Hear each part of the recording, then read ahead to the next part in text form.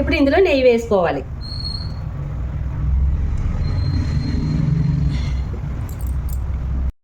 ఇప్పుడు మనకి నెయ్యి కాగింది కదండి, జీడిపప్పు బాదం పప్పు రెండు చక్కగా వేయించుకుందాం. పిస్తా వద్దు, పైన వేసుకోవడానికి ఉంది కాబట్టి వేస్తున్నాను. పర్టికులర్గా వేసేయాలని ఏమీ రూల్ లేదు. ఇదిగోండి ఇవి మనకి ఏగినాయి కదా. ఇప్పుడు మనం కరగబెట్టుకున్న బెల్లం వాటర్ని ఇందులో ఇలా వడకట్టేసుకోవాలి. అంతే. చూడండి ఇలా డస్ట్ అలా ఉంటే ఇలా ఆగిపోతుంది. ఇప్పుడు ఇది ఒకసారి మరగనిద్దాము. మరుగుతుంది. ఇప్పుడు ఇందులో ఇలాచీ వేసేసుకుందాం. ఇలాచీని ఇలా చెదగొట్టుకొని వేసుకోవాలి. ఇప్పుడు మనం రవ్వని ఉడకబెట్టుకున్నాం కదండి, ఇది ఇందులో వేసేసుకోవాలి.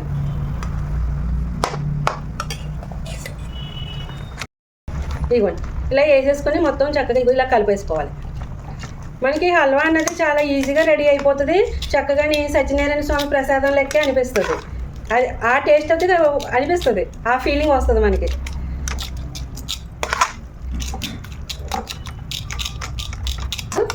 నెయ్యి కొంచెం ఎక్కువగానే వేసుకుంటే బాగుంటుంది. కొంచెం నెయ్యి వేస్తున్నాను.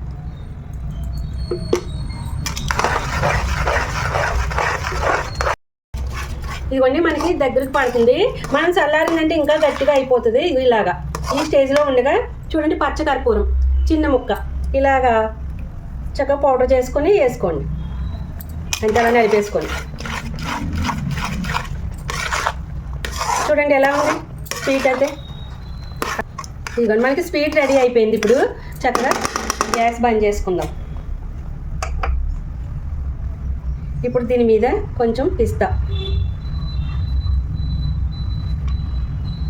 కొంచెం కాజు ఇలా వేసేసుకుంటే చాలా బాగుంటుంది. పిల్లలకి చిల్డ్రన్స్ డే రోజుని ఇలా స్వీట్ చేసి పెడితే బాగుంటుందని అనిపించింది నాకైతే. మీకు ఎలా అనిపించింది నేను చేసిన స్వీట్? మీరు కూడా ట్రై చేయండి. ఇలాగా సూపర్గా ఉంటుంది. పిల్లలందరికీ కూడా మరోసారి హ్యాపీ చిల్డ్రన్స్ డే.